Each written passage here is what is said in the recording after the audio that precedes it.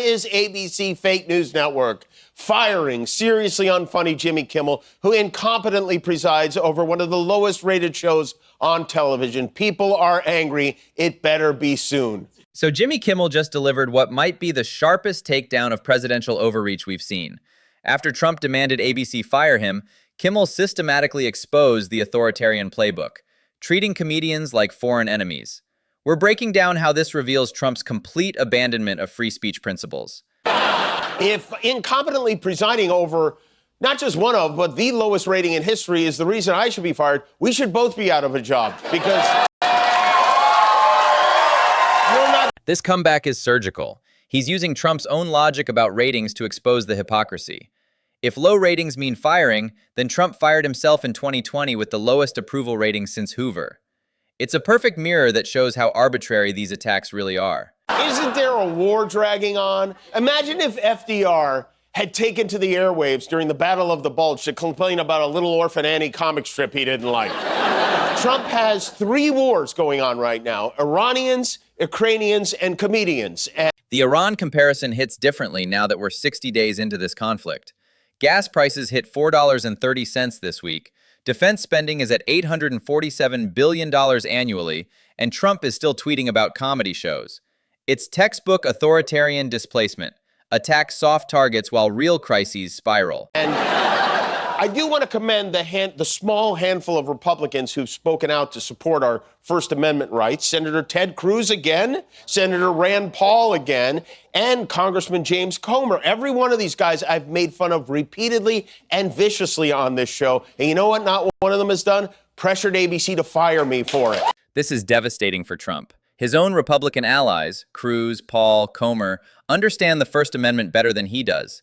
They've been mocked relentlessly, but never demanded firings because they grasp basic constitutional principles that apparently escape the former president. I'm starting to think Donald Trump might be a hypocrite. Remember Trump's 2024 campaign promise to restore free speech? He literally ran on ending what he called woke censorship. Now he's personally calling networks, demanding they fire comedians. The hypocrisy is so blatant, it's almost performance art at this point. Iran can't get their act together. They don't know how to sign a non-nuclear deal. They better get smart soon. Why am I getting the same threats he's giving to Iran? This is the authoritarian playbook. Treat domestic critics like foreign enemies. Putin does this with journalists. Xi does it with comedians.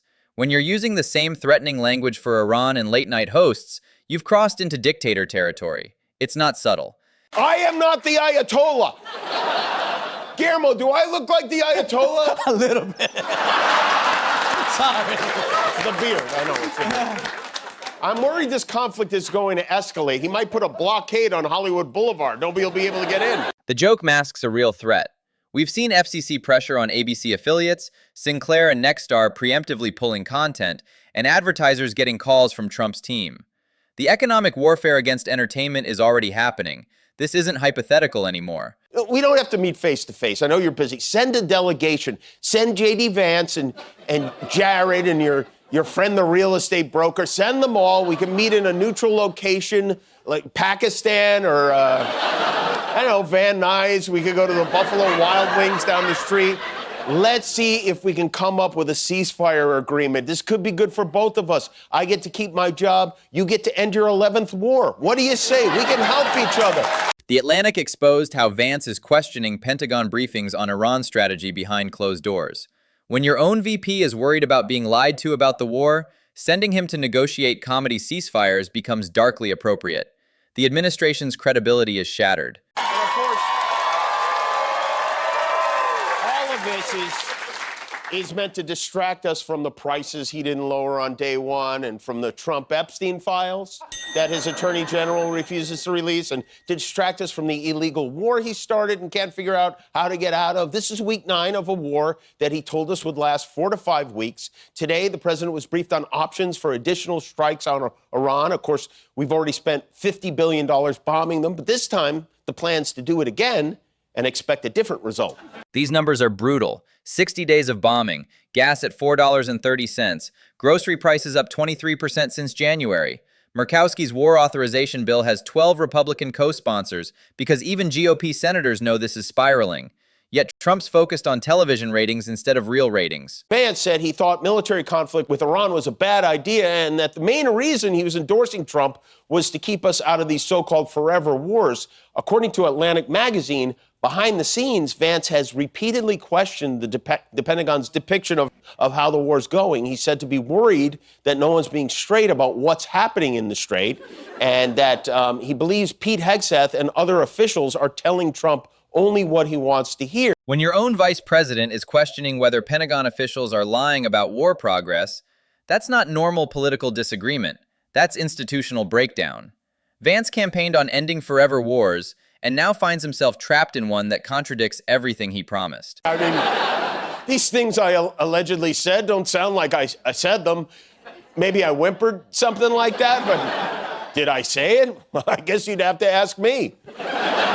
You know what I love best? I love when they have to deny saying something that made sense. Classic authoritarian move. When even your own VP questions the official narrative, you can't admit he's right, so you have to pretend he never said it. Truth becomes whatever the leader needs it to be in that moment, regardless of facts or evidence. He wrote, anybody running for president or vice president should be forced to take a cognitive examination prior to entering the race. By doing so, we wouldn't be surprised at people like Barack Hussein Obama or sleepy Joe Biden getting elected. Our country would be a much better place. I took the exam 3 times during my 3 terms as president and aced it all 3 times, an achievement that even on a single exam, according to the doctors, has rarely been done before. The 3 terms as president line should terrify everyone. That's not a slip of the tongue. That's someone whose grip on reality is fundamentally broken. He genuinely believes he's served 3 presidential terms. That level of delusion in someone with nuclear codes is genuinely frightening. Thinking you've had 3 terms as president means you are cognitively impaired. Now, I have an idea, though. Why don't you and Obama face off? Take this test together, head to head. Winner gets to finish out your term, huh? Trump would never take this challenge because he knows Obama would destroy him intellectually. The cognitive test bluster is projection. Accuse others of what you're guilty of. Obama's still writing best-selling books while Trump thinks he's served 3 presidential terms. Yesterday, the Supreme Court ruled to essentially gut the Voting Rights Act, and then RFK Jr. ran over and ate it. The Voting Rights Act is or was a landmark civil rights law that prohibits racial discrimination when it comes to voting and ensures that all citizens have equal access to the ballot, or at least it did until yesterday. The Supreme Court gutted voting rights yesterday while everyone's distracted by comedy feuds. This is the playbook. Create outrageous distractions while dismantling democracy quietly. Section 4 preclearance is gone, meaning states can change voting rules without federal oversight. It's massive. Today, the Republican governor of Louisiana is using this ruling as an excuse to delay an election for May 16th, an election that has already begun. Absentee votes have already been cast, but they want to throw that all away and change it. They want to redraw their voting districts. Imagine if a football team had an injured quarterback and forced the NFL to delay the Super Bowl a few weeks until he got better. That's what this is like. Changing election rules mid-election is unprecedented in American history. Louisiana already has 47,000 absentee ballots cast, but they want to throw them out and redraw districts. This makes Bush v. Gore look restrained. We're watching real-time election manipulation. This country is like a game of Jenga right now. One good sneeze and we are done. The Jenga metaphor is perfect. Media intimidation, election manipulation, military censorship, civil rights rollbacks. Pull any one piece and democratic norms collapse. We're one Supreme Court decision or executive order away from full authoritarian control. The foundation is crumbling. Let's tear down these walls that Mexico paid for. Between the seriously unfunny me and the highly overrated Meryl Streep, tonight's show could be one of Trump's least favorite episodes yet. This is why comedy matters in dark times. When authoritarians demand silence, humor becomes resistance. The fact that a late-night host can systematically dismantle presidential overreach while making people laugh shows the power of free speech. That's exactly why they want it stopped.